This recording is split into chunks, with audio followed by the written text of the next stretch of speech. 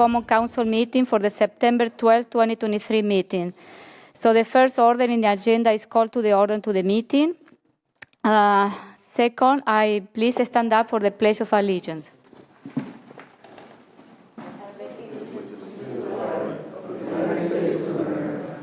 To the republic for which it stands, one nation, under God, indivisible, with liberty and justice for all. So next, roll call, please. Alder Allen. Present. Mayor Radafrada. Here. Alder Gerhardt. Here. Alder Herbst. Okay. Alder Jetzer. Here. Alder Maldonado. Here. Alder Strassman. Here. Alder Udell. Here. Alder Wheeler. Here. You have a quorum, Mayor. Thank you. So next is our agenda is public appearances for no agenda items, and we have a couple of two mayoral proclamation and then a mayor appointment. So we are going to go first with the first proclamation is honoring Ada Deer. So the City of Fitchburg proclamation honoring Ada Deer. Whereas Ada Deer was a nationally celebrated, esteemed, and influential voice for indigenous people and social justice, in addition to being a wonderful and wise mentor to generations of social workers, students, and young people, and as educator and elder, and whereas Ada Deer lived a life filled with firsts, including the first Menominee member to earn an undergraduate degree from the University of Wisconsin-Madison, the first Native American to earn a master's degree from Columbia University's School of Social Work, the first woman to head the Bureau of Indian Affairs, the first woman to serve as chairperson of the Menominee Nation, and the first Native American woman to run for Congress in Wisconsin, and whereas her indomitable spirit, fierce intelligence, and unrelenting passion for making positive change happen led to significant progress, such as the Menominee Restoration Act of 1972, officially returning the Menominee Reservation to a federally recognized status, and whereas Ada Deer chose to make her home here in Fitchburg for many years and served our city as an active member of the Commission on Aging, whose name, in true Ada fashion, she successfully changed to the Commission on Aging Well, and whereas she insightfully summed up her life's work, saying, "I speak up, I speak out. It is not like I plotted and planned. I just had this general goal. I want to do, I want to be, and I want to help, and I've been able to do it." Now, therefore, be it resolved that the mayor and the City of Fitchburg Common Council join with Ada Deer's friends, family, and admirers throughout Wisconsin and around the country in recognizing the incredible differences she made and remembering her as a trailblazer, as a friend to many, and an inspiration to all. thank you. So, Joe, do you want to read something too? Yes. So thank you to everyone in attendance. As stated here, Ada was a member of the Menominee Nation, and really the reason why it has its status as a sovereign nation is largely due to her advocacy and work, along with many others. So I reached out to the Menominee Nation, the chairman's office. They were not able to attend. However, they have a letter that I will read right now. It is a great honor to share some words with you of the legacy of Ada Deer. Ada was born in the Menominee Reservation in the same building that now houses our tribal government. Ada was a renowned leader from a young age, a dedicated advocate for Native American rights nationwide. Her tireless efforts on behalf of the Menominee tribe and her lifelong commitment to helping others have left an indelible mark on our community. Having served as chairwoman of the Menominee Restoration Committee during the termination era, Ada's efforts played an integral role in bringing the termination era of the Menominee tribe to an end. Her unwavering determination and work on behalf of the Menominee tribe led to the passage of the Menominee Restoration Act of 1973, a landmark piece of legislation that marked the return of the Menominee Reservation's federally recognized status. Ada was honored for her public service to our great nation, and she had many roles in her life. but most importantly, she was Menominee.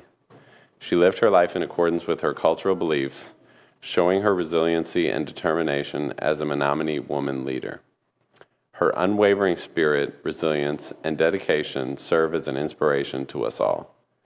As we mourn her loss, let us also celebrate her remarkable legacy and commit ourselves to carrying on her work.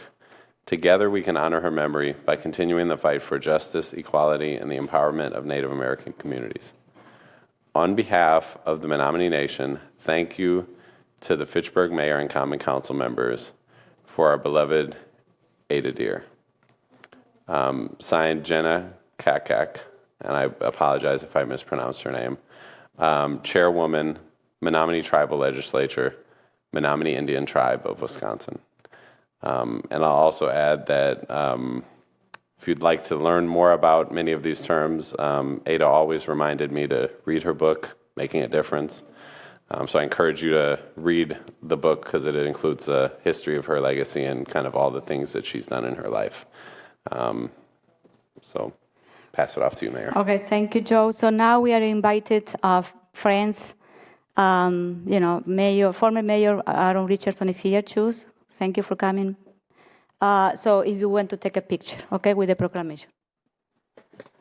Everyone is invited.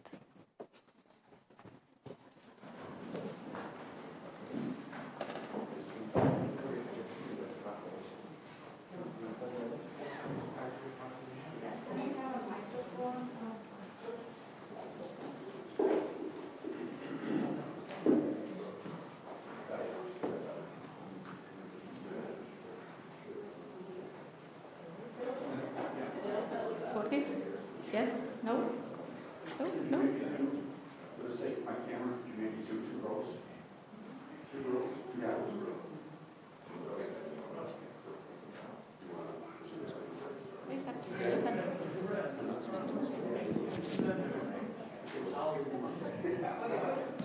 So, but first I want to, do we are taking the picture now and then, okay, let's take the picture now.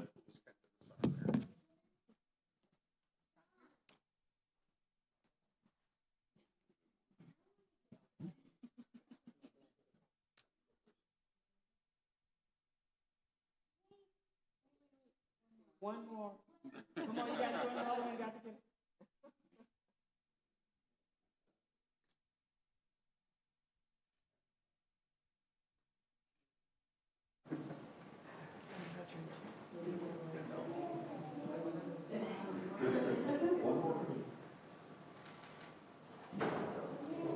Thank you, everyone. Is anyone wish to say some words? I don't know, Ben or okay. I'm Ben Wickler. I was Ada Deer's godson, and I'm so honored that Connie Deer, Ada's baby sister, is here with us today, and so many friends of Ada's. And in a moment, I'll pass, including Frances Huntley Cooper, our former mayor here in Fitchburg.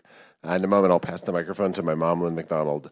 But for the many friends and fans of Ada who came to Fitchburg regularly to visit Ada at her home, it means so much for the city of Fitchburg to honor her legacy and her tremendous work in citizenship. And I know all of us are inspired to try to continue to carry her work forward and to know that the city of Fitchburg in its official capacity under your leadership is honoring Ada means a great, great deal. So thank you so much. And I'll pass it now to my mom, Lynn McDonald.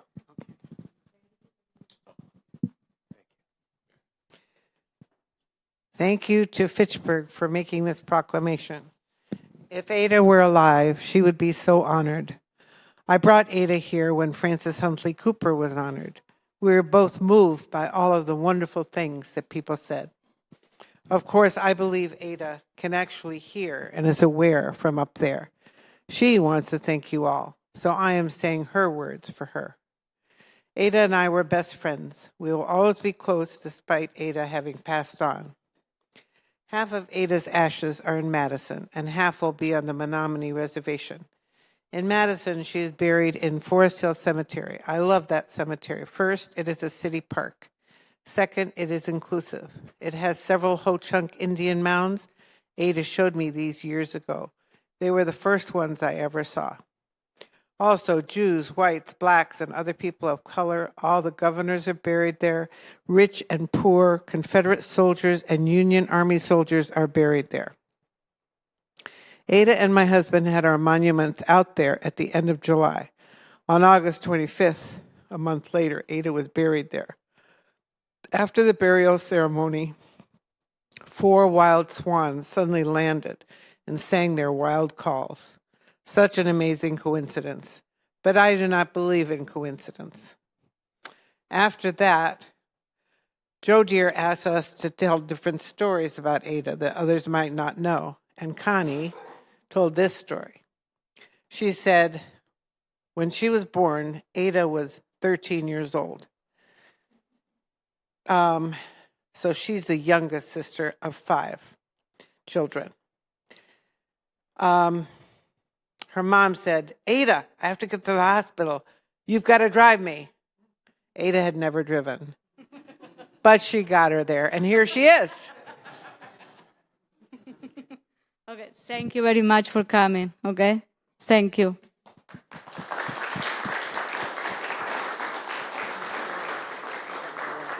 Oh.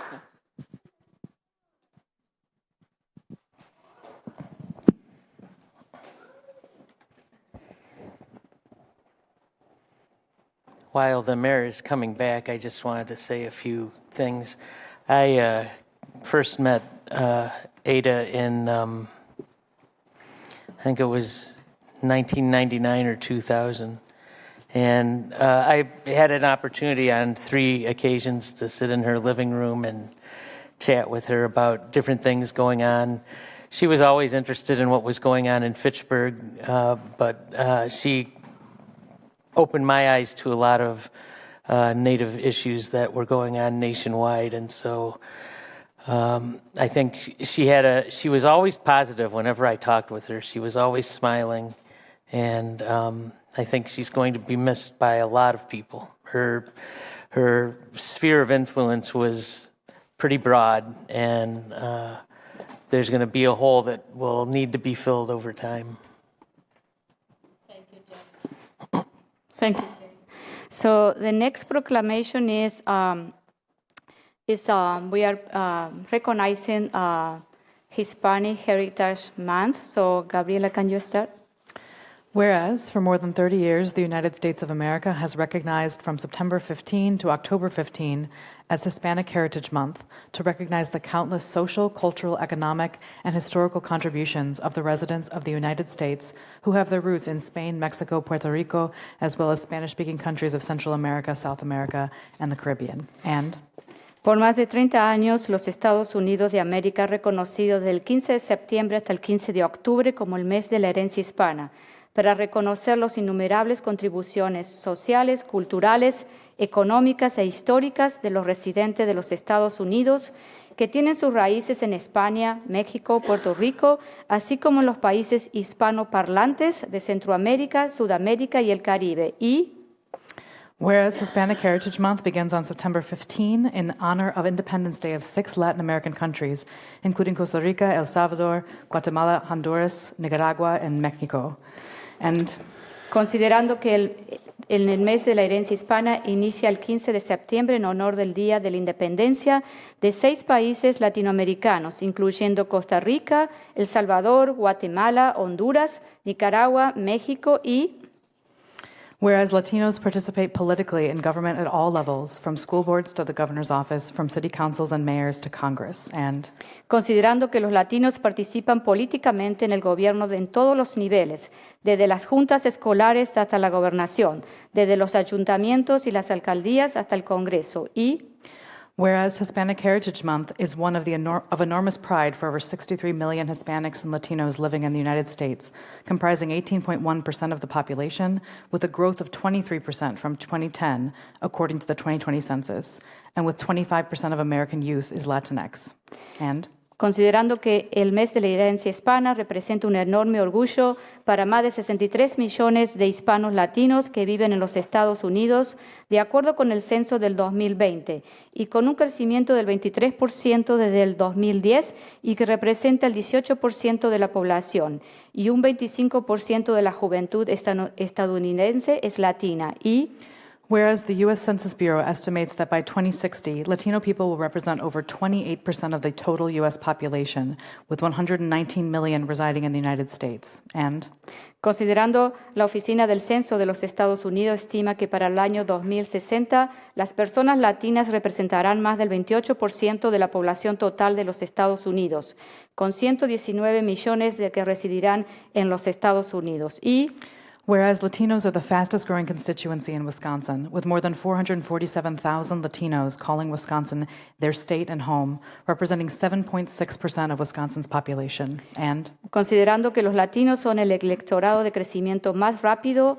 en Wisconsin, con más de 447,000 latinos que consideran Wisconsin su estado y su casa, y representan un 7.6% de la población de Wisconsin. Y whereas Fitchburg is fortunate to count among its population a dynamic Hispanic and Latino community, 16% of its population, that plays a vital role in our city's economy and society. Therefore, the city recognizes and celebrates the many contributions made by the Hispanic community to improve the quality of life in our city. Considerando que la ciudad de Fitchburg es pionera de contar con una población hispana dinámica que representa un 16% de su población y que aporta un rol importante en la economía y la sociedad de nuestra ciudad, y por lo tanto la ciudad reconoce y celebra las numerosas contribuciones aportadas por la comunidad hispana para mejorar la calidad de vida en nuestra ciudad. Now, therefore, be it resolved that the Mayor and Common Council recognize September 15 through October 15, 2023 as Hispanic Heritage Month in the city of Fitchburg, and congratulate our Hispanic and Latino community on this significant month, and thank them for their contributions to the vibrancy of the city of Fitchburg. Por lo tanto, se decreta que el alcalde y el concilio de concejales reconocen el mes de 15 de septiembre hasta el 15 de octubre del 2023 como el mes de la herencia hispana en la ciudad de Fitchburg, Wisconsin, y felicitan y reconocen a la comunidad hispana en este mes tan significativo y se le agradece por su contribución a la vitalidad de la ciudad de Fitchburg. I want to say thank you for everyone that is here. You know, I know a lot of Latino friends from Fitchburg and from Madison are here, so thank you. So now we're going to take a picture, and it's an honor for me, you know, as a Latina to be, you know, be part of this body and representing the city as a mayor. Thank you.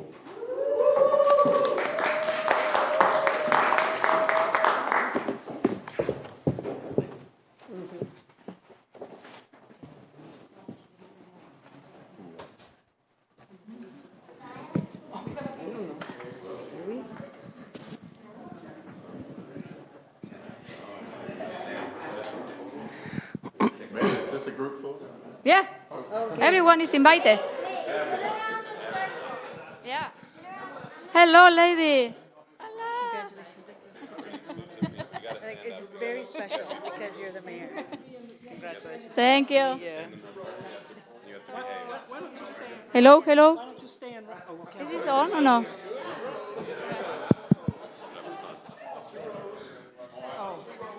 Two rows. Okay, we're ready? I'm ready. Trying to say I'm short. I'm ready.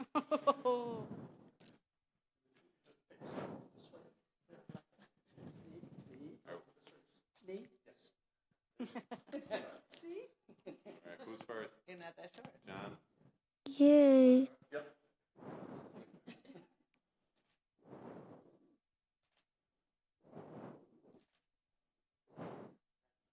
Yay. Thank you. Okay. Thank you. Thank you. Okay. Anyone want to say something? I don't know. Joe, Francis, Gloria, Chief, Pedro? No? Well, I guess I just want to say that this is a special year, right? I mean, I think you do this every year. And I think it's especially important because you are the mayor representing the city of Fitchburg, but also you make us all proud. And congratulations. This is such an honor for so many Latinos. And so thank you for being here. And Joe, too, representing the city of Fitchburg. You guys do that with so much honor and dignity. And so thank you. Thank you, Gloria. Thank you. Chip, do you want to say something? No? Sure?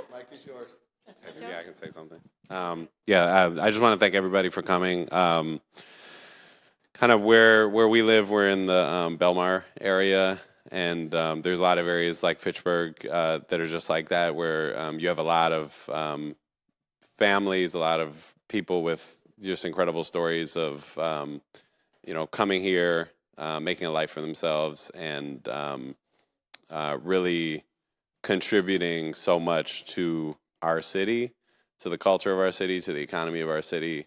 And you can see the rapid change happening in our area every day, and it's a beautiful thing to witness.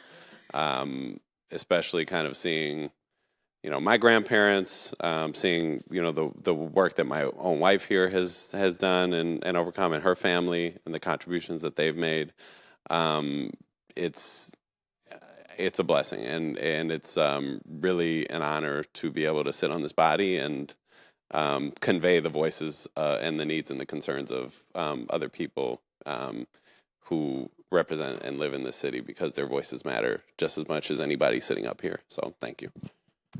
So, I'm finally going to say something in Spanish. So, para la gente que nos está viendo, es un orgullo. La ciudad de Fitchburg es una ciudad que es inclusiva y da la bienvenida a todos, no importa de dónde venimos. Y quiero agradecer a los 4,000 latinos que viven en la ciudad de Fitchburg por su contribución y bueno, a seguir adelante, y aquí estamos, ¿ok? Muchísimas gracias.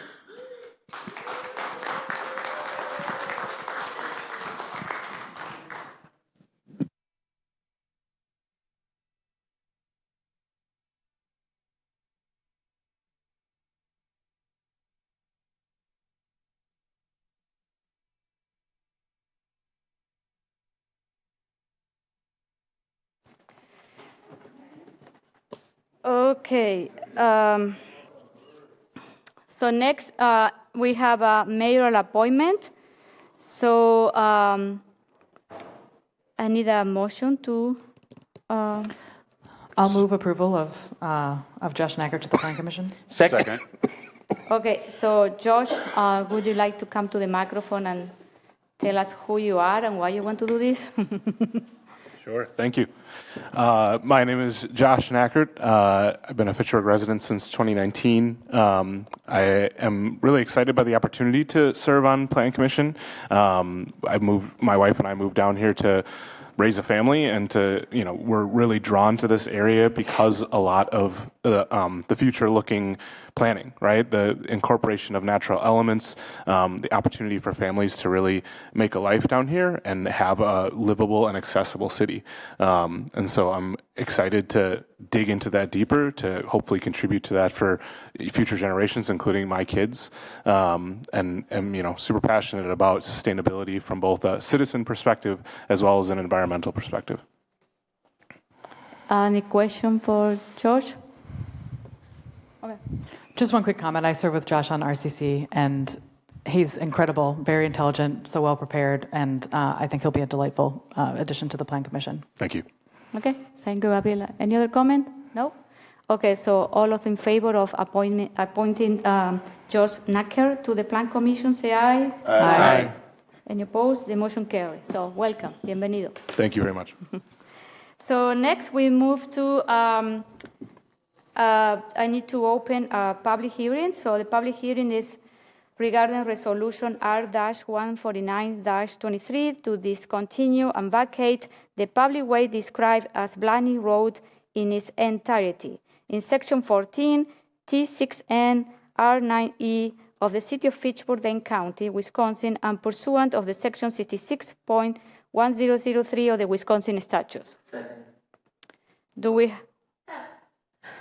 Sorry.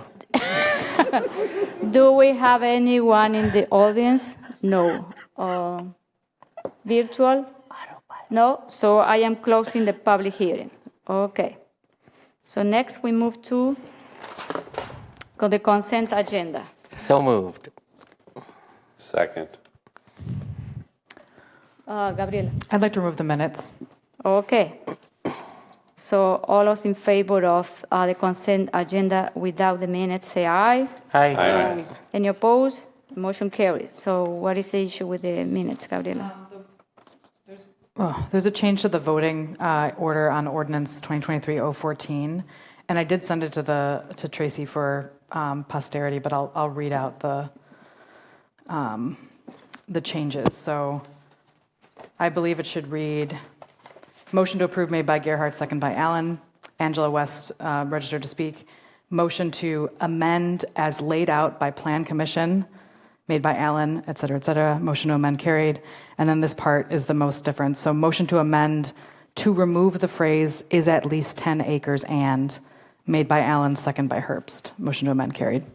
There's the one as it's currently written, it says that all the changes by Ag and Rural Affairs were accepted, and that's not reflective of what happened. So just wanted to make sure that that's clear on the record. Okay, so do we need to move? I'll make a motion to approve the minutes with those changes. Okay. Second.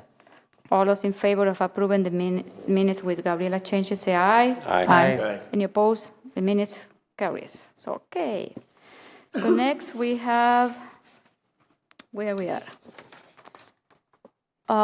Through the administrator report. So now we have Misty as our administrator.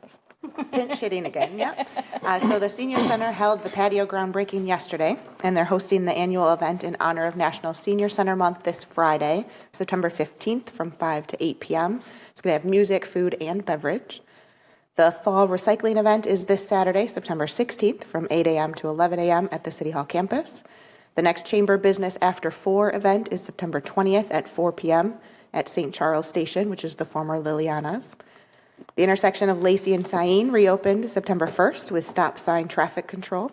After the completion of some railroad-related work, traffic signals will be installed at the intersection. Work continues at the intersection of Sain and East Sherrill and is anticipated to continue through October. The roundabout at Seminole and Lacey opened on September 1st, woot woot, in time for Verona schools beginning the new school year. Work continues on Lacey Road west of Seminole.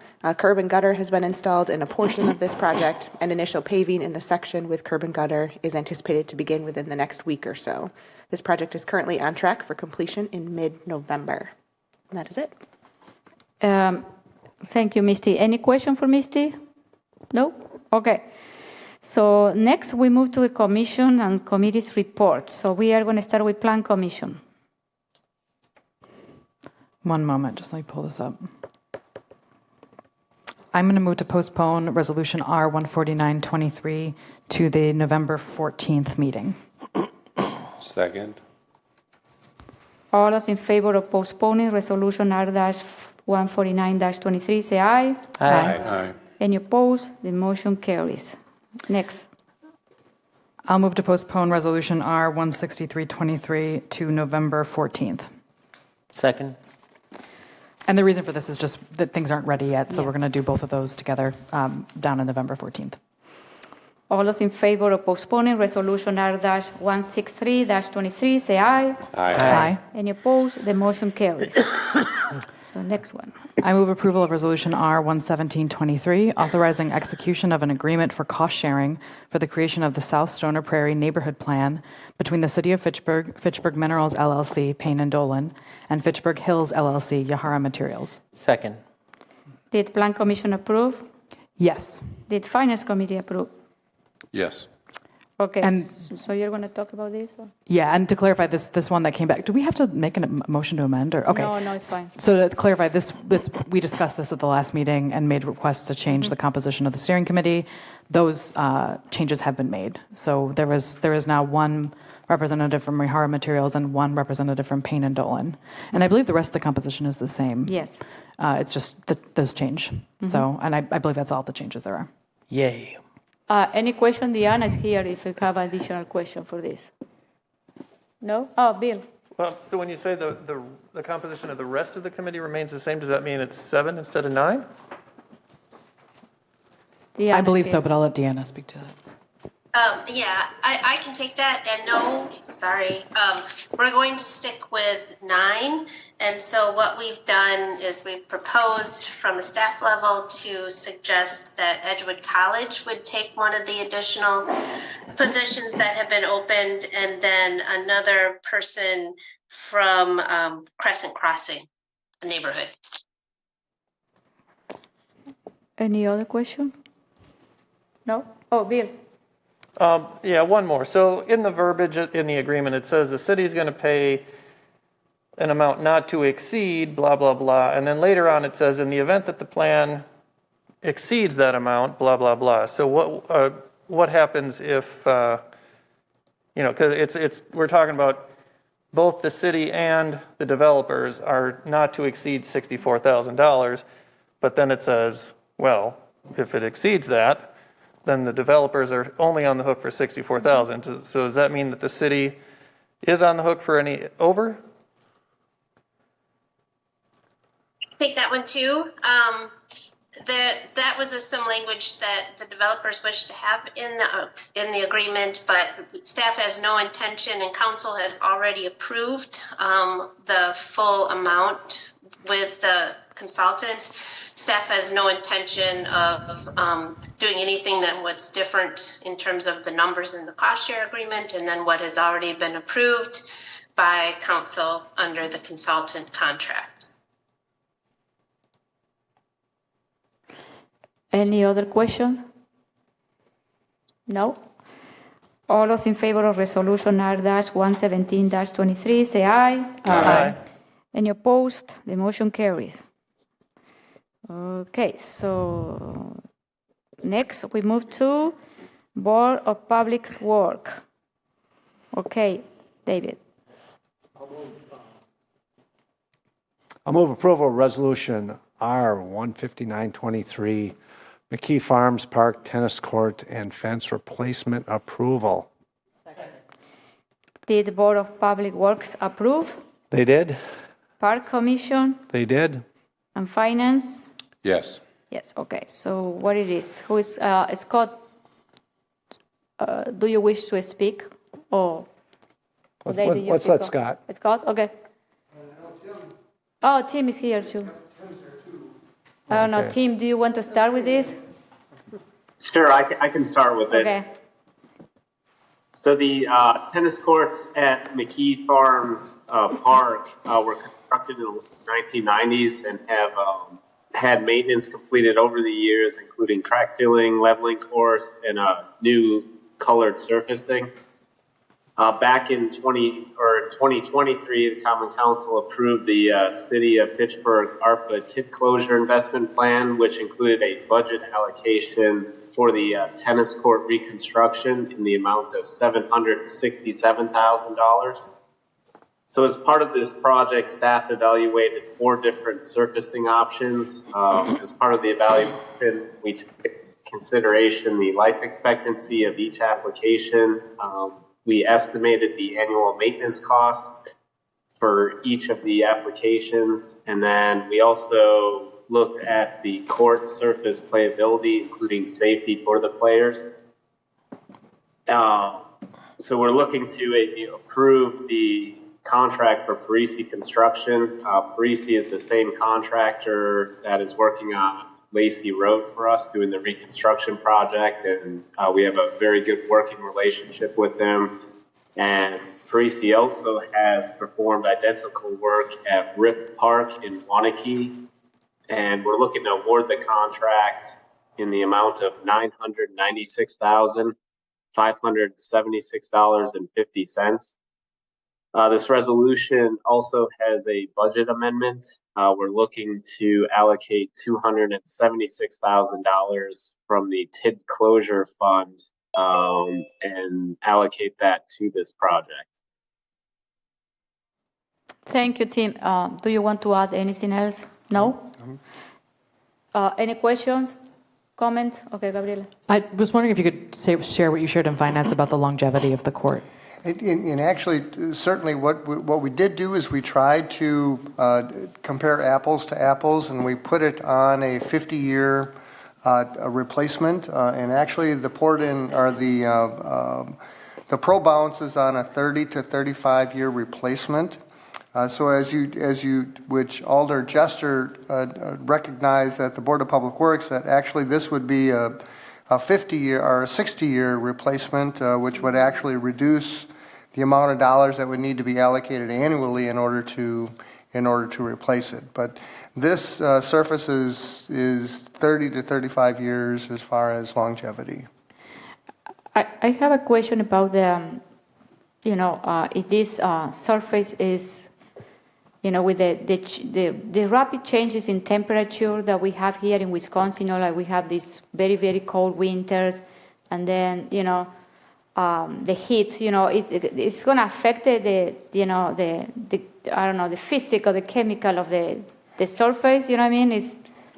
Well, and they recently installed some of these courts in Wanakee, so that I think they're used to the conditions that we have within our state, if you would. Okay.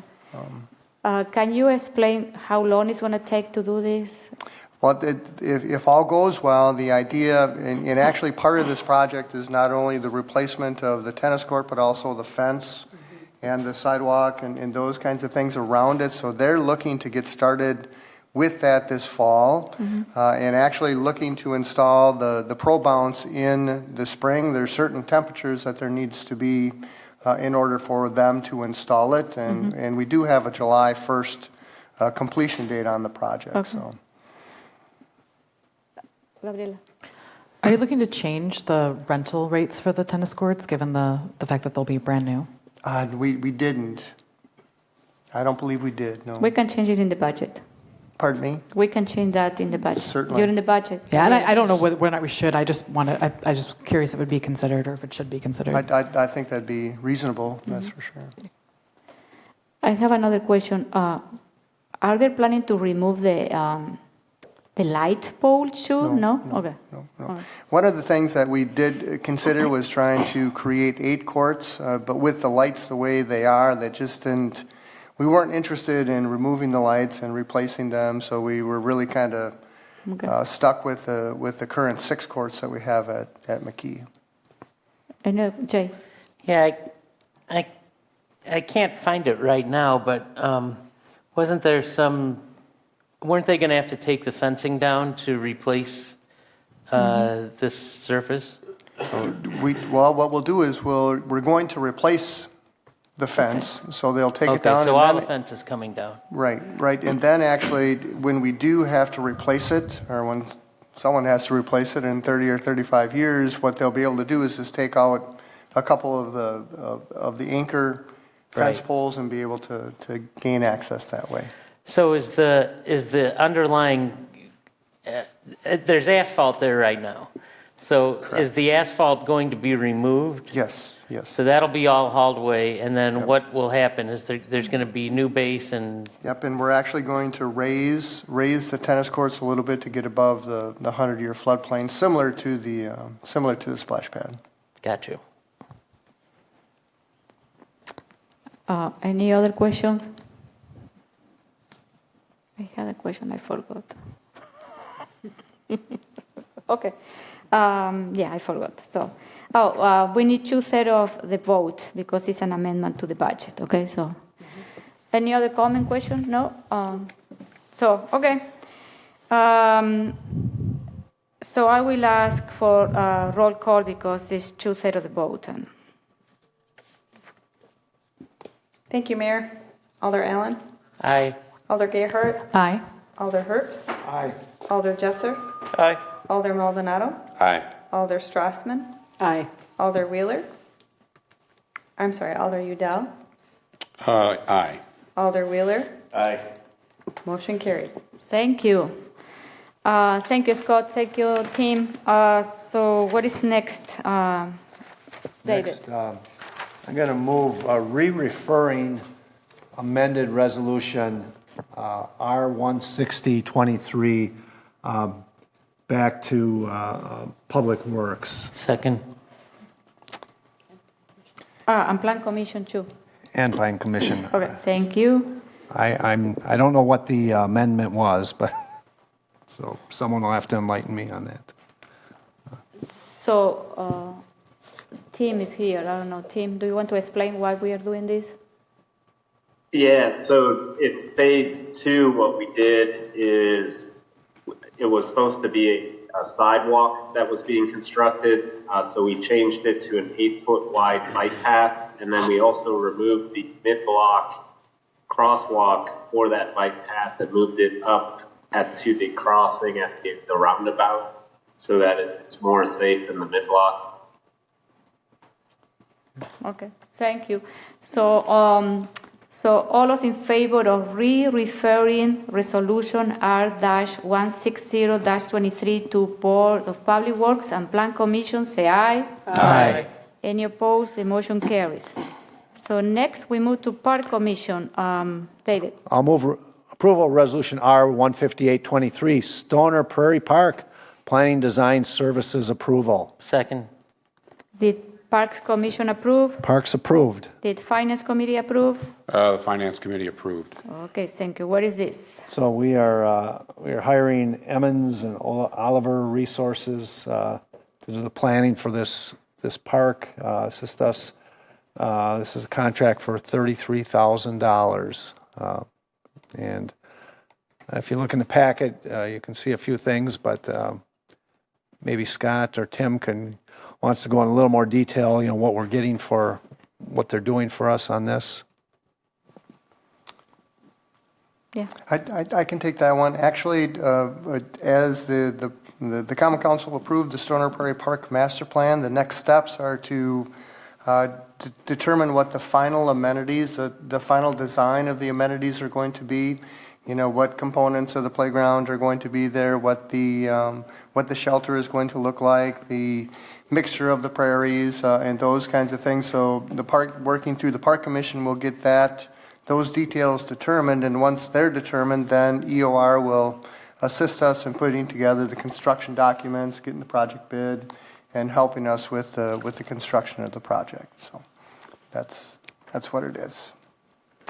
Any questions, additional question? No? Okay. All those in favor of resolution R-158-23, say aye. Aye. Any opposed? The motion carries. Thank you. Thank you, Scott. Madam Mayor, can I just give one update from the parks? Yes. Okay. At our meeting, last meeting, we reviewed the new open space plan that's been developed by the city's been working on this for some time, and it was presented to us, and we hashed it out pretty good, asked a lot of good questions, and it's a good document. We're pleased with it. Do you know when it's going to be ready? I can't give you the time frame, to be honest with you. Maybe we gave them a few action items to take back. Okay, Scott. Yeah, it's scheduled to be referred out in the next month or two, and actually what we're going to do is take it to all the different committees, because it is a pretty universal document, and then come back to the Common Council, as I understand, hopefully this year in December for final approval. So, Okay, thank you. tentative timeline. Anything else That's from all. Park? No? Okay. Thank you, David. So next we move to Library Board. Jim. Yeah, we're just in the process of doing a yearly evaluation of the director of the library. So that's it. Okay, thank you. Commission of Aging Well, Jay. We are meeting on Thursday. Okay, thank you. Resource Conservation Commission. We met last night. We had a presentation from Ted Redmond, who's the sustainability plan consultant, and he talked about they're kind of finishing up the phase where they're doing all the data collection and doing some initial analysis, which will then inform the next phase. And simultaneous with that, we're still collecting survey responses for the sustainability survey and applications if anyone wants to be on the planning team, although that is going to be coming. The planning team is going to meet soon, so if anyone's interested in being part of that, they should apply ASAP. But I will ask the council if you wouldn't mind sharing out the sustainability survey. We are hoping to get. We have about a little over 300 responses right now, but we're hoping to get over 1,000 if possible. So if you'd share it out and also make sure you do it yourselves and maybe ask somebody in your household to do one too, we would greatly appreciate that. And he had some great information about Fitchburg's contextualizing us, where we stand, and in comparison to other people, which is important when you're trying to understand the picture. But we're looking forward to that process moving forward. And then other thing is the fall recycling event that is this Saturday, as Missy mentioned. So this Saturday, September 16th from 8 to 11 a.m. It's here on the City Hall campus. There will be electronics recycling. Many of it is, most items are free, but some things have a cost, so it's worth looking it up on the city website to see if you need to bring some cash or card with you. And then there's confidential paper shredding as well, and there will be a med drop, but the med drop is available year-round in the police department. So I know you guys, I'm like a broken record, I say this again and again, but for anyone that's new that's watching. But so anyway, if anyone wants to volunteer, we could still use volunteers. So just email me or email Phil Groupie, and we can get you set up with a nice orange vest. Yeah, that one was my question, if you are still needed volunteers. I think we could still use a couple. Okay. Yeah. What time do they need to be there? 7:45. 7:45. Here at City Hall, right up in the front hall vestibule. Okay, thank you, Gabriela. So next, Transportation and Transit Commission. We meet this Thursday. No update since last council meeting. Okay, thank you. So next, CEDA. CEDA, yes. We met on August 24th, not here in this chambers, but we met at General Beverage. General Beverage gave us a tour of their renovation of their administrative offices. It's a significant investment within their business, and this is a project that's been in the works for many years for them. But there's some great transformation going on. I know, Mayor, if you were at the event that day as well. I think Joe, you were there as well. So I don't know if you all want to comment. No, I think it's great what they're doing. I think it's an investment of more than $4 million. Right. It's and going to be quite a transformation. And they decided to stay in Fitchburg. We welcome their presence for another 50 years. Yeah. So. Oh, and then did you go, guys? No, it was a housing committee. Yeah. What's that? No. On Monday. Yeah, we joined them. I can comment on it. The tour for the housing. Yeah, so Housing Committee and CEDA were both invited to take 2 separate tours of our 4-H and I neighborhoods. So one was the Leopold neighborhood and the Southdale neighborhood, and that was yesterday, I believe. And then the other one was about a week and a half ago, right. And that was of the Belmar neighborhood as well as the Jamestown neighborhood. So our inspector was there, several members of the police, and members of both housing and CEDA.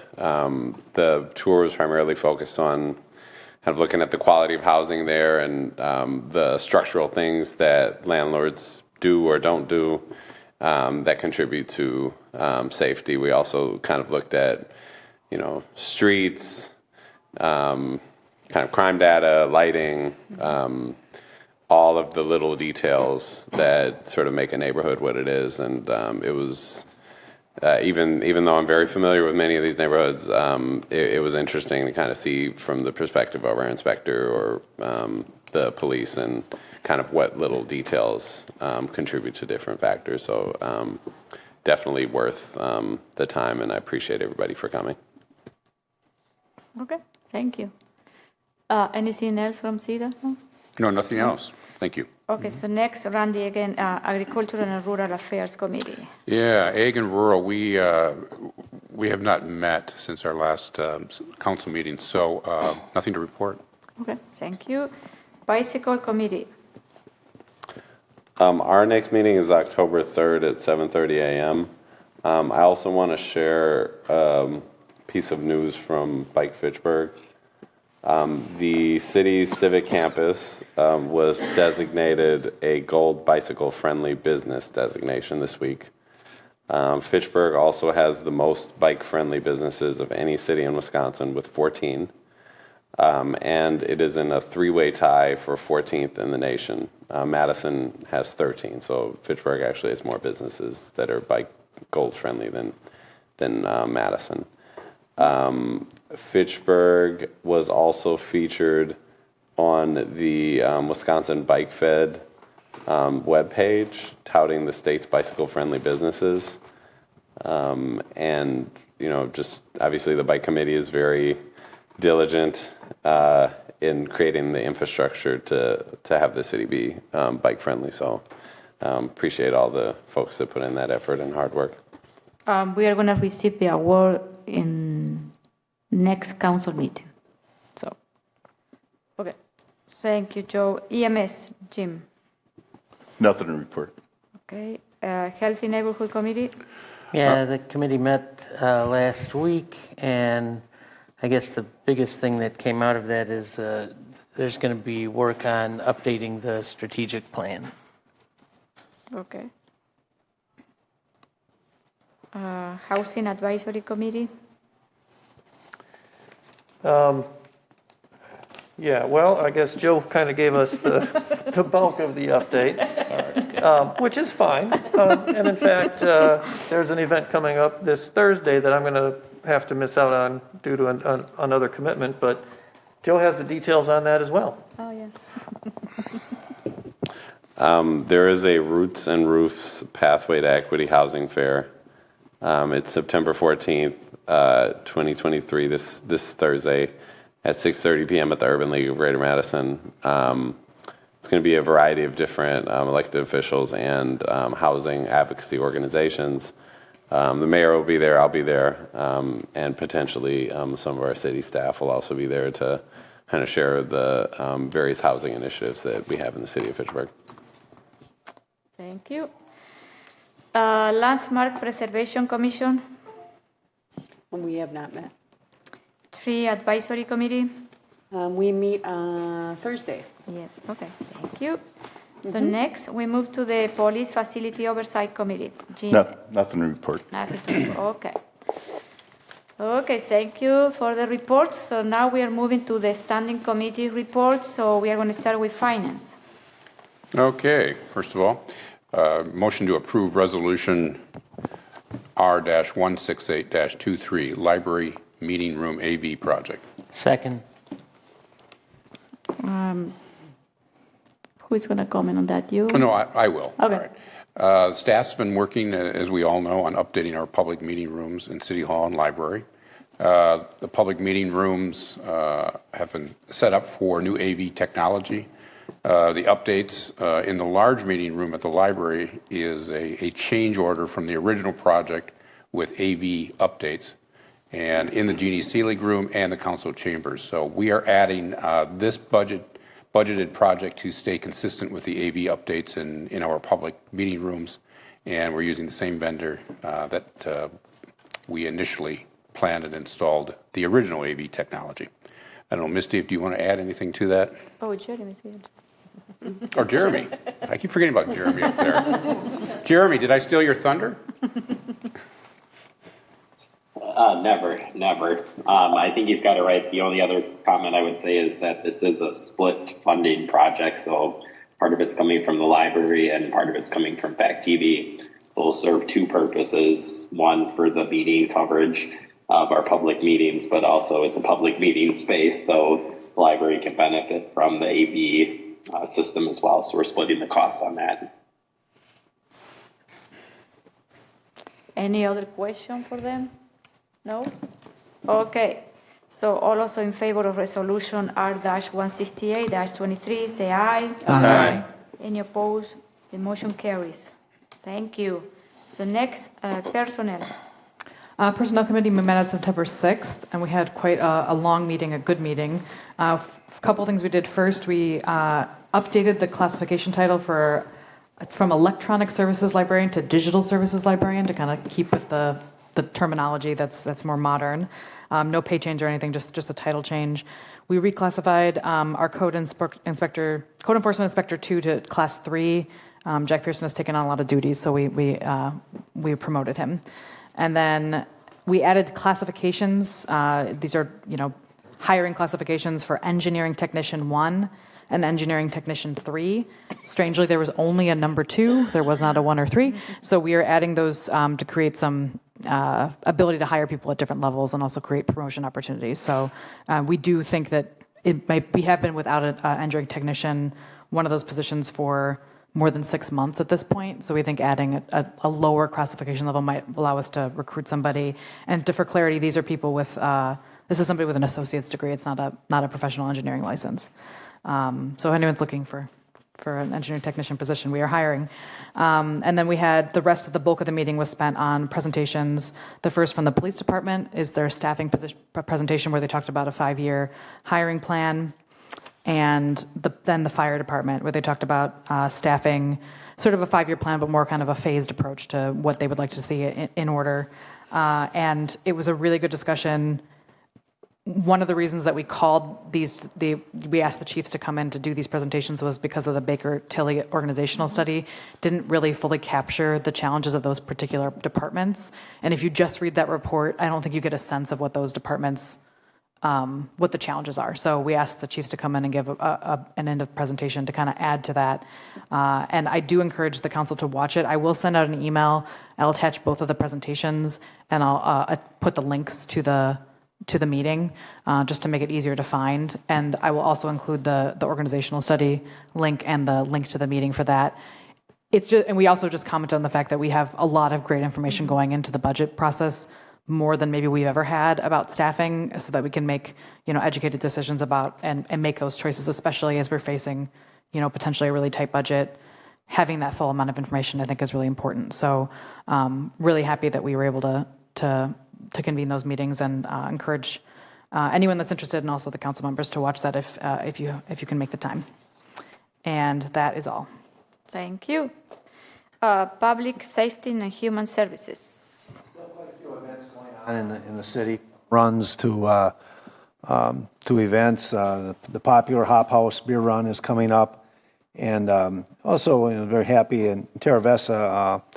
Coffee shop that's going to sell groceries and alcohol is opening up there. So we're always glad to see the neighborhoods have a place where you can get some groceries without having to drive several miles to the larger stores. So that's all I had. Thank you. So next we move to new business. We have a couple of direct referrals. So we are going to start with the first one. It's a finance committee. So. Take it away. Motion to approve Resolution R-176-23, amending the 2023 general fund budget. Additional am I jumping the gun here? Sorry. No, you're I'm one down. Sorry. One down. Yeah. Motion to approve Resolution R-167-23, approving a Phase 2 expansion contract with Bicycle or B-Cycle for additional bike share services in the city of Fitchburg. Second. All right. The city of Fitchburg, as we know, entered into a contract with B-Cycle in 2022 to begin a bicycle sharing network in Fitchburg, and staff worked with B-Cycle, the Fitchburg Chamber, and other local partners on securing a transportation alternative program grant for expanding the bicycle network, termed Phase 2 of Fitchburg B-Cycle. And I'll note that this is a 2/3 vote for council. So Phil is here virtually. So I don't know, Phil, do you want to add anything else to this?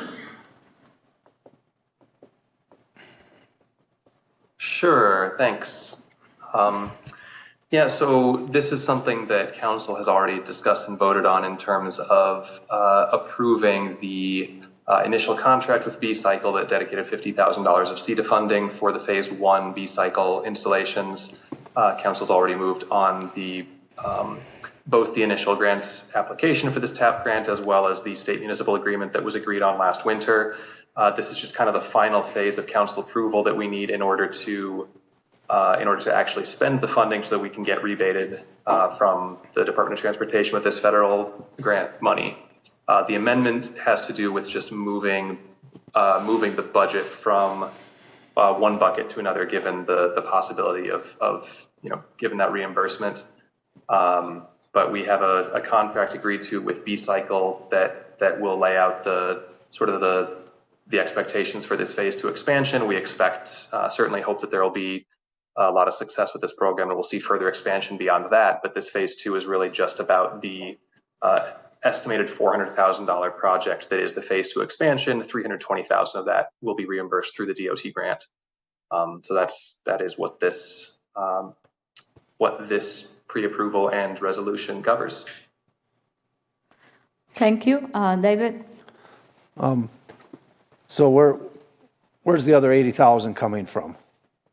That, Currently, the other $80,000 is coming from the one-time funding that we had, the ARPA funding and TID. I believe the amendment is about moving that funding from, if I'm getting this directionality correct, from the ARPA funding to the TID funding that we had. This is something that when council approved this state municipal agreement last year and the initial grant submission, it was a possibility that we'd be spending as much as $100,000. That's what we budgeted in case sponsorships could not be acquired that would help to cover that 20% of local share that needed to be matched. The estimate is now $80,000 because we were able to get 80% of our project covered by the grant instead of about 74%. We also have an agreement in the contract with B-Cycle that we're going to work our tails off over the next 12 months to get additional sponsorships, and that can reimburse $40,000 of our money. So it would only be $40,000 that would be coming from city budget, where initially the approved amount was $100,000. I have another question. So where we are installing this, the second phase, which neighborhood and when? Some of that has to be determined. We know that we have already determined we're going to install some of the docks at the Civic Campus, the Public Library, and the Senior Center, at the Dolly Bike Hub, at Swan Creek Park, McGaw Park, and the North Fish Hatchery Hub once that site is ready. We are also looking at what locations make sense in the Southdale neighborhood. We'd like to have at least one station there, possibly two if it works out, but certainly one. And we're also looking at what will make sense west of Verona Road. We're looking at a couple of possibilities along Anton Drive, and then maybe up north of Williamsburg Way. Not sure if there's going to be a location there that works out, but certainly something along Anton Drive at or south of Williamsburg Way is on our list. We've already got the McKenzie Center is planned, and those will be going up shortly, as well as the Boys and Girls Club will have a site. Okay. The Allied Boys and Girls Club. Yes, thank you, Joe. This project is expected to install as many as 100 docks, so that can cover quite a few locations, another potentially 12 to 14 more sites. Okay. I have another question, and then, Jay, before I forget, okay? Do we have any metrics about, for the phase one? Do we have any numbers that you can share with us to see how people are, using this B-Cycle or not? Yes, conveniently, actually, I put in a request a few weeks ago from B-Cycle for that, and I just got a response today. So currently we have 7 locations that were part of the phase one initial installation back in April. Between those 7 locations, we've had 3,500 unique trips, unique bike checkouts this year so far. We have numbers that range from a low of about 2.1 checkouts per day at the Limerick site to over 9 checkouts per day at the Oak Bank site. For this being an initial effort that doesn't cover the entire city, and in a suburban context, that those are pretty strong uptake numbers for having just gotten this off the ground in the spring. And certainly we're pretty confident that once we flesh out the network a little bit more with this phase 2 expansion, that those ridership numbers should increase quite a bit. Okay, thank you. Jay. Yeah, this isn't specifically on this resolution, but I've complained about this before, and I'm going to do it again. These direct referrals are really starting to drive me nuts. Mm-hmm. We're having them on almost every council agenda.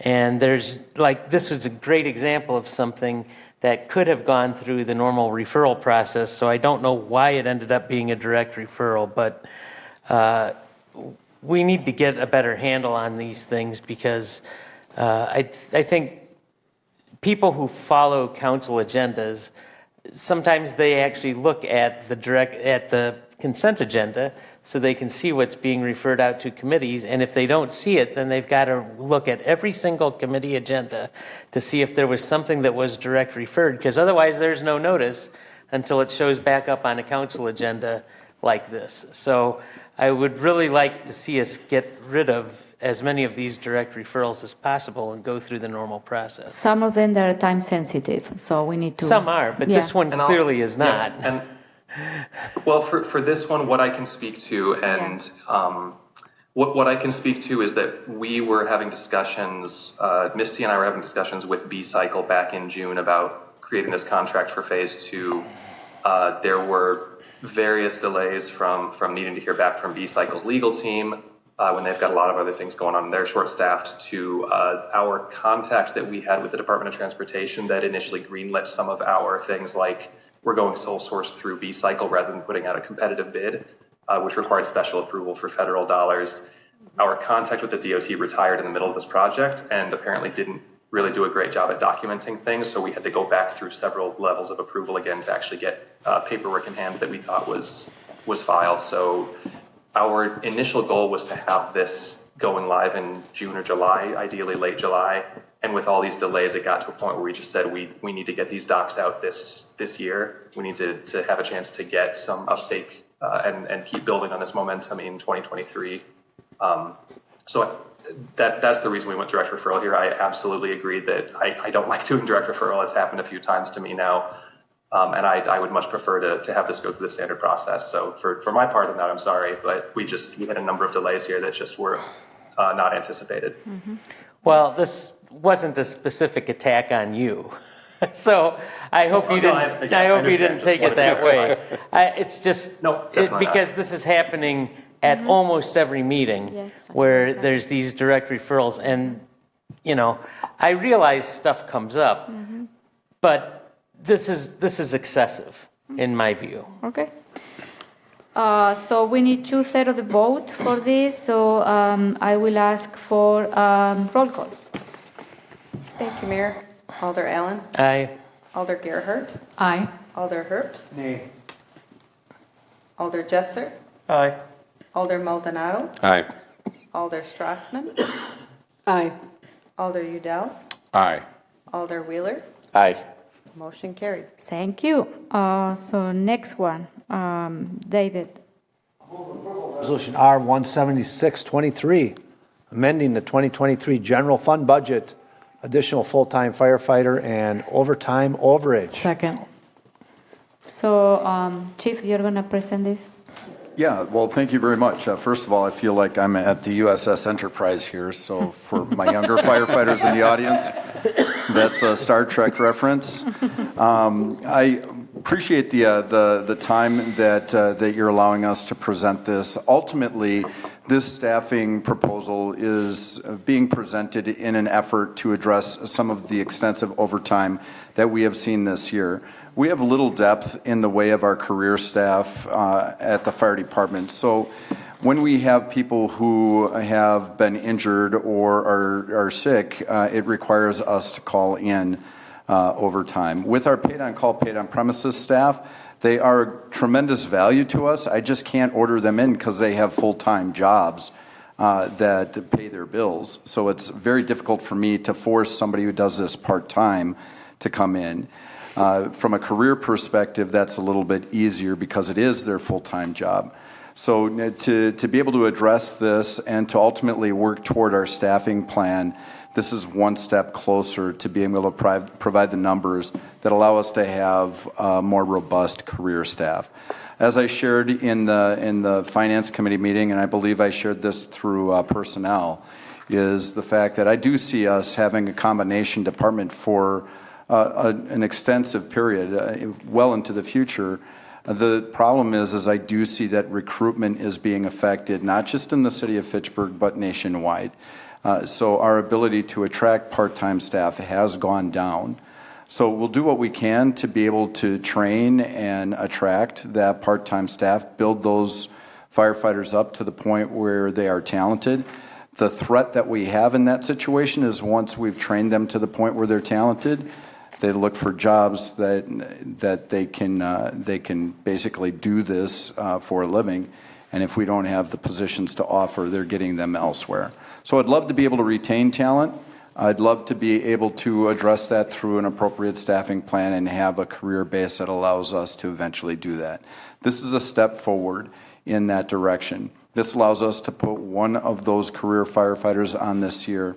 Although it does, by the truest definition, create a structural deficit, and Misty can explain this better than I can, it is supported in the future. So it's not something that's going to go away next year.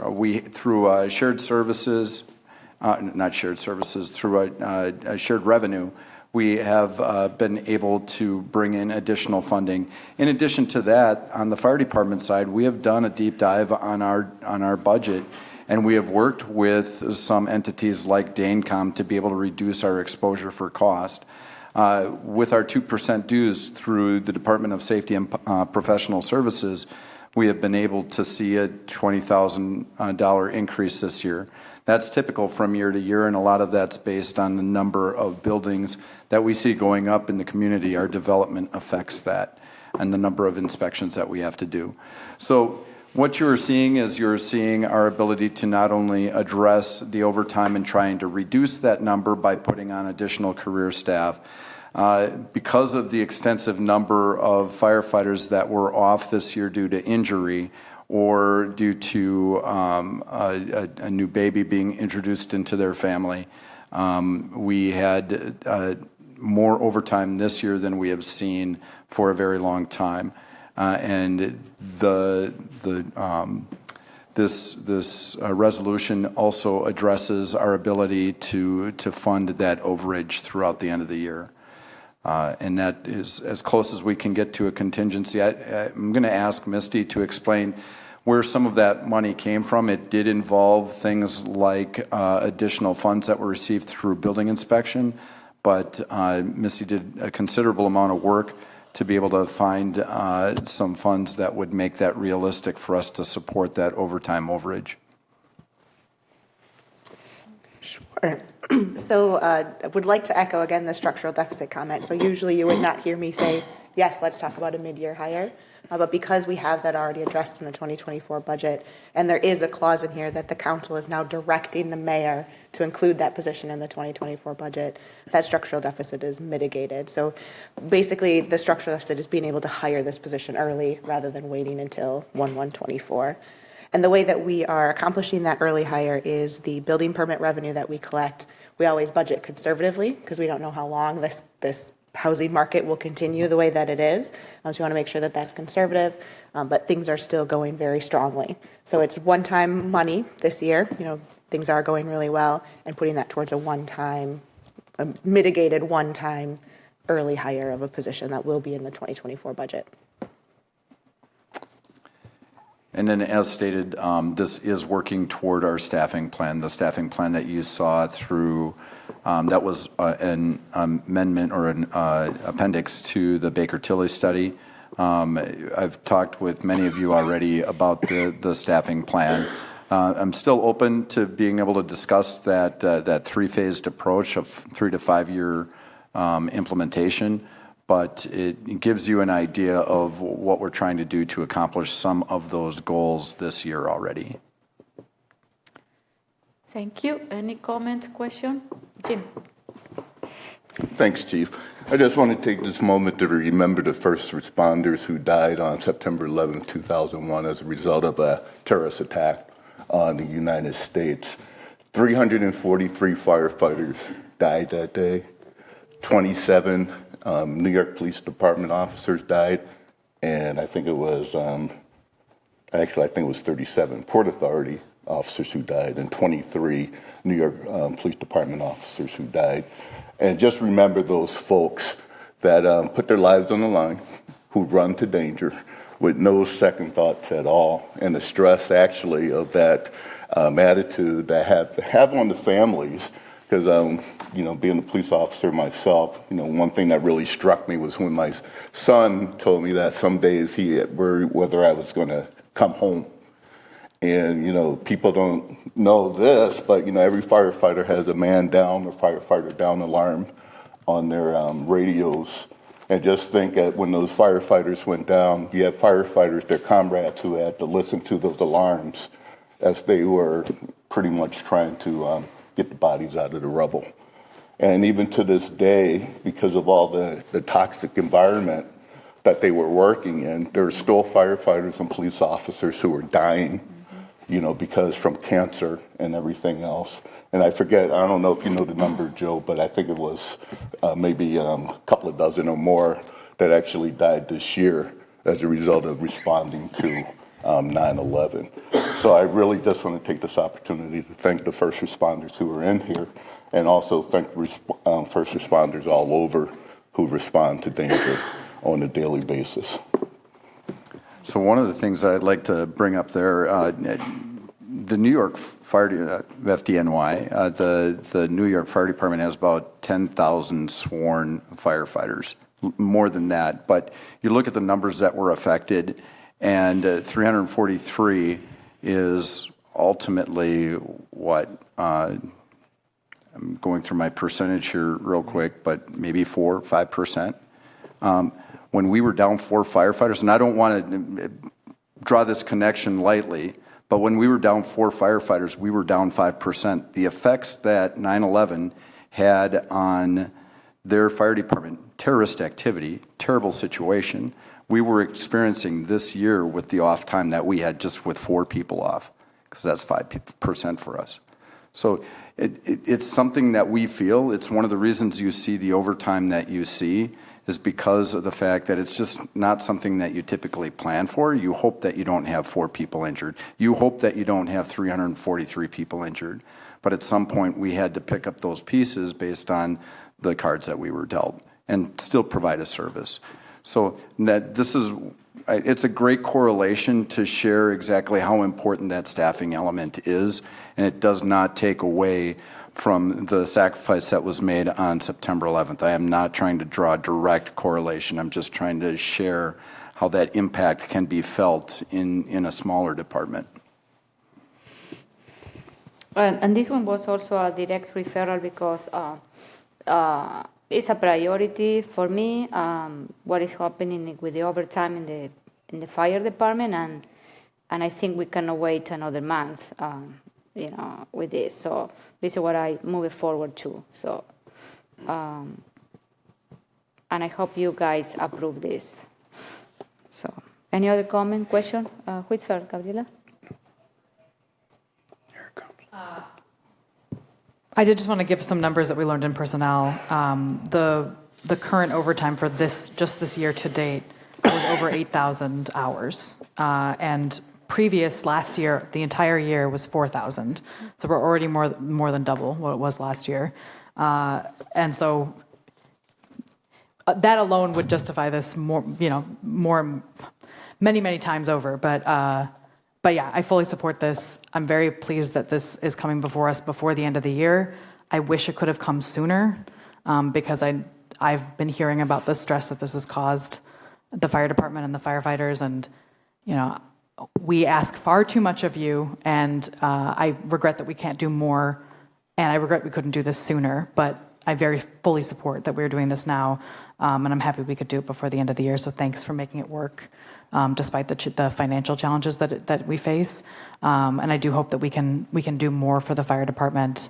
Obviously, we continue this position into next year, but I look forward to potentially looking at if we can do even more in the 2024 budget. Obviously, we have a lot of things to look at before that point comes, but happy to support this, and thank you for bringing forward, and thank you for your service and for putting in all those extra hours, because it really is too much to ask, so thank you for doing it. I appreciate your support. And actually, Alder Allen, that's one of the reasons why this is a direct referral, is because of the fact that we had been working to make sure that the money did exist. And we do have an active list right now that we would like to be able to take advantage of, to be able to put that firefighter on staff sooner than later. Joe, you have a... Yeah, in addition to all the comments, I'm also supportive. I think several alders got to visit with some members of the fire department, and just seeing the bar graphs of the overtime is mind-blowing and well worth the cost in addition to the human component that is being shared here today. So I will be supporting this. Any other comment, questions? No? Okay. Thank you, Chief. Do you want to add anything else, Jordan? No, I just, once again, if there's anybody that has any questions about the staffing plan that has been presented, I'm still very much interested in having those discussions and would welcome a meeting on your terms. So feel free to reach out. And that's not just for the council, that's for anybody listening to this meeting who needs more information. Thank you. So this one, this resolution requires 2/3 of the vote too. So I'm going to do roll call too. Thank you, Mayor. Alder Allen. Aye. Alder Gerhardt. Aye. Alder Herbst. Aye. Alder Jetzer. Aye. Alder Maldonado. Aye. Alder Strassman. Aye. Alder Udell. Aye. Alder Wheeler. Aye. Motion carried. Thank you. Thank you, everyone. It's very much appreciated. Okay, so next one is Randy. Motion to approve resolution R-178-23, authorizing the purchase of professional services for public outreach and education, Phase 1 and Phase 2. Second. Okay, so who is going to you, Misty? Would you like me to? I have plenty of notes, but you're so eloquent. Go ahead. Sure. So this is that contract that I've mentioned the last couple of committee of the whole meetings. This would be the outreach and education consultant that would help us as we identify what our funding gap is going forward, and then ultimately do a community survey to determine what efforts the taxpayers and ratepayers are open to for filling that funding gap. And then if the council does move forward to a referendum, there would be a phase 3 that would come forward as well to help get out the information about what the referendum is asking for and why that funding gap exists. So not to advocate, just to educate. So this contract would be with Mueller Communications, who is one of the leaders in the industry. A lot of municipalities use them. It also includes a budget amendment for $125,000, which would include their contract, these 2 phases, as well as that phase 3, if we do go that far. And then also our financial advisor would need to be contracted if we go to that referendum level. So that $125,000 is expected to cover all of those costs. And then assuming this is approved tonight, Mueller is planning to attend the committee of the whole meeting in September. Hopefully we'll have at least a rough sketch of kind of what this process looks like and kind of that timeline piece. Though in the packet, there is a tentative timeline included there. And we really need to get moving if we're going to be going down this path. Jay? I would like to make an amendment to this, and it's just amending the title of the resolution to indicate, to have it say authorizing the purchase of professional services for public outreach and education regarding a general fund referendum. If I may, Yes. It was intentional that I left that off because we don't want to, just like how phase 3 is not included in this resolution, we don't want to be presumptuous that we're going to go that far. We want to go through this community survey, go through this exercise with the public before we say, yes, we're doing the referendum. I think we need to do something because that sentence says nothing. That gives the public no information, and for the people who do actually go through and read the agendas, which many people do, we should be providing, the title should talk about what we're actually doing. So if you don't like that language, that's fine, but we need to put something else in that title and in future resolutions regarding this so that the public knows this is what we're talking about. If I may offer a suggestion, what about like just funding gaps?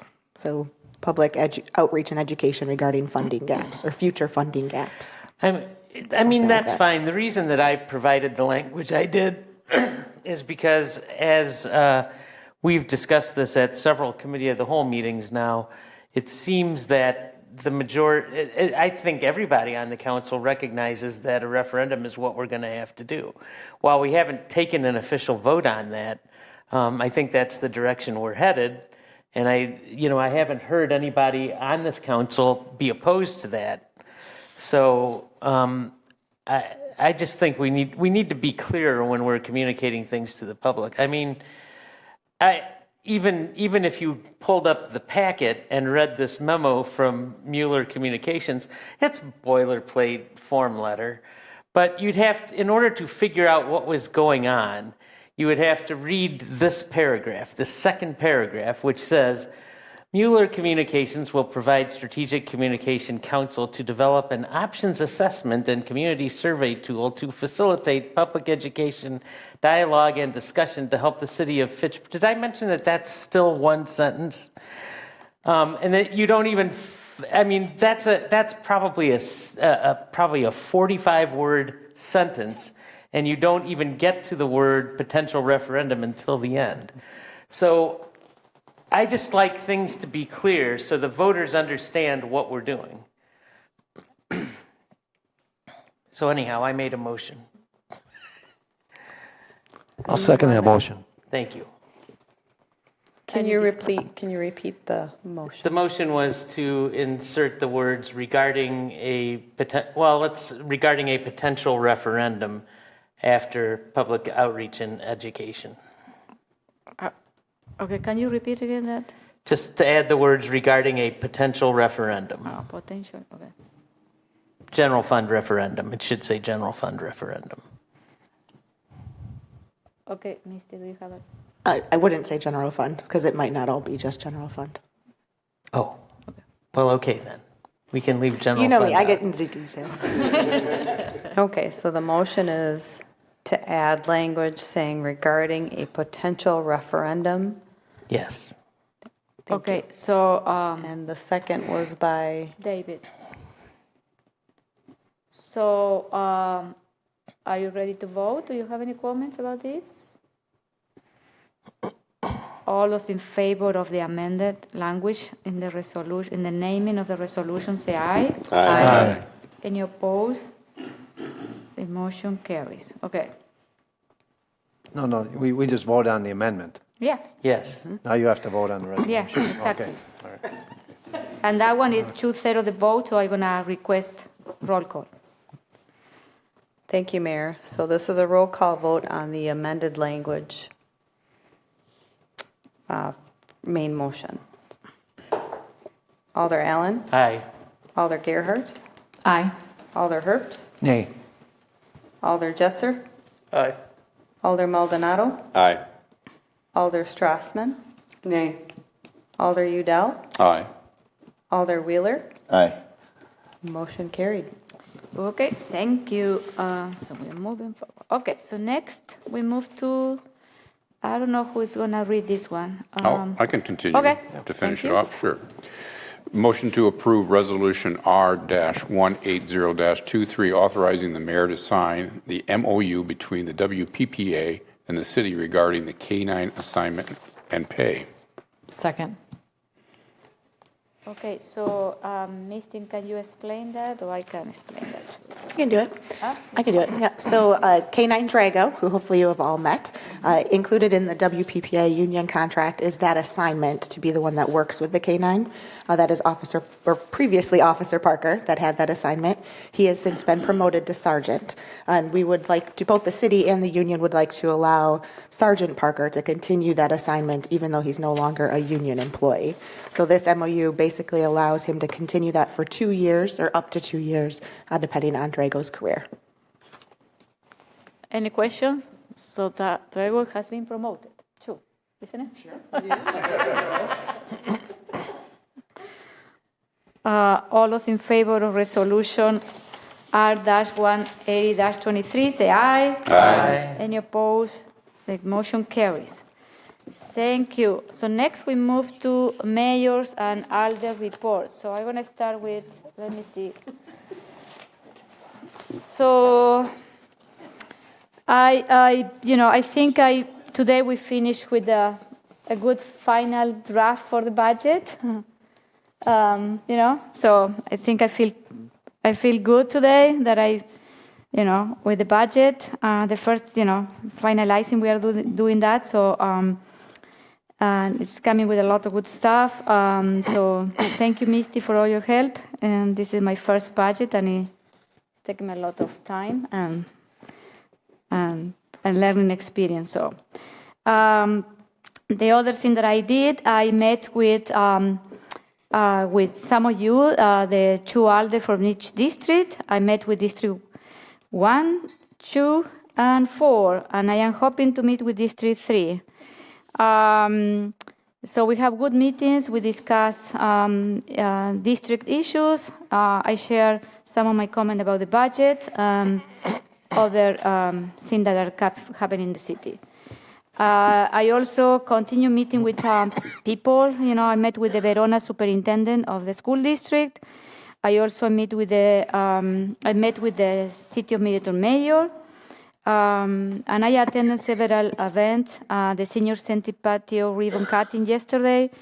I also did a presentation to MABA last week so we presented all the development initiative and project that is happening in the city.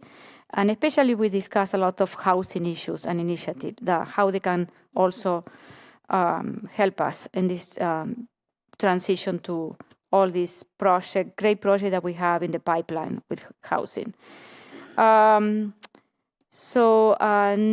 and also I want to thank on August 31st, the Joint Review Board met, and they approved our 2 new districts, and also they approved the extension for District 10. So I want to thank all the people here at the City Hall that, you know, it's all the finance department, the clerk department, economic development, and the administrator. There were so many people working, so I want to thank all of you because we really need this district, and they were approved, so we are ready to move.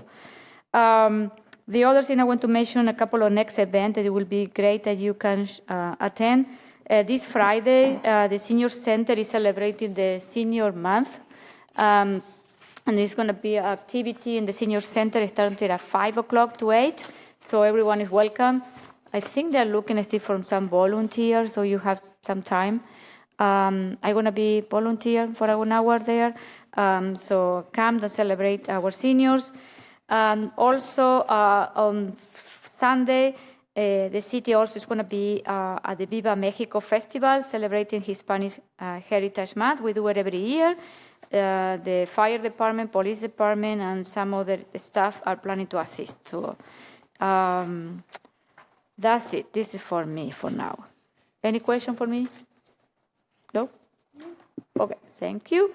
So next we go to District 4. We're going to start over there. Nothing to report. Okay. Nothing to report. Thank you. 3. Nothing to report.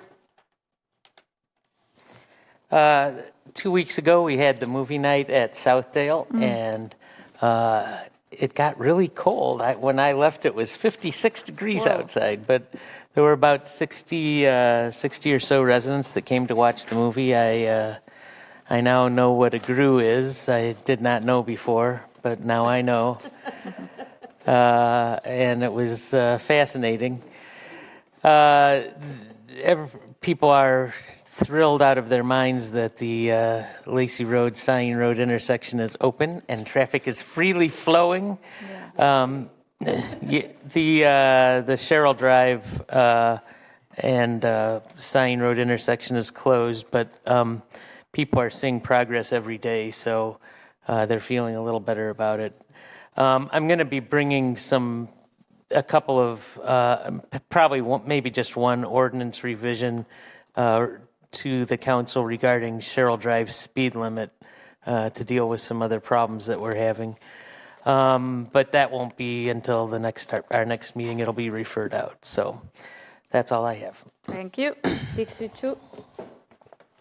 I wanted to thank the Parks Department for making it work to Parks and Recreation to extend the splash pad season for extra days during that additional part of the heat wave. I know it was very much appreciated, and I rarely see so much engagement on a post from the city as people being excited about the splash pad. So I hope we can do that continuing into the future. Thanks. It was a team effort. I attended the North District Police Department community meeting on August 24th at City on a Hill. There was kind of low attendance, and we had talked with the police about potentially making expanding the scope of that to attract more people and possibly reducing the frequency as well. There is one tomorrow night, so what is in the fire station number 1 with the Seminole Hills Neighborhood Association. So it's your district, you should attend. Joe. The Allied Food Pantry is hosting an Allied Food Collaborative meeting on Wednesday, September 20th at between 1 and 2:30. It'll be at the Boys and Girls Club. It's going to be a meeting with different service providers about how to provide fresh, affordable food. Also, there is an Allied Duns Marsh neighborhood meeting or community meal. It is September 30th. Oh, it's not 29th. Yeah, that's what I thought. I didn't see the time on this email chain, though. It's 5:30. Okay, so it'll be 5:30 at the Boys and Girls Club. Thank you. Dave.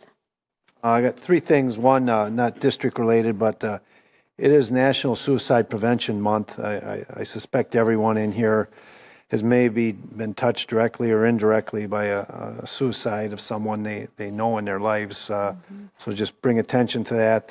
You can call 988 if you know someone that you think needs help. The second, we're very proud. Our community garden, a number of the people have been taking some of their excess produce down to the Badger Prairie food bank and also to the Little Free food pantry in our neighborhood. I would encourage other people that have excess in their gardens, which is common this year, to do the same. And third, I think you all saw there was a lot of vandalism in the Seminole Hills neighborhood by one person. He was a resident in the area, and he walked. If you looked where the damage was, he walked the paths. There's paths between the parks. He used those to get from one place to the other. And I want to thank the police department for so quickly, the police department and neighbors for providing the camera footage to get the guy right away. And second, though, there was no one was hurt. He was carrying around a knife, and if someone would have come out their house, there could have been a death. So these things we take them pretty seriously.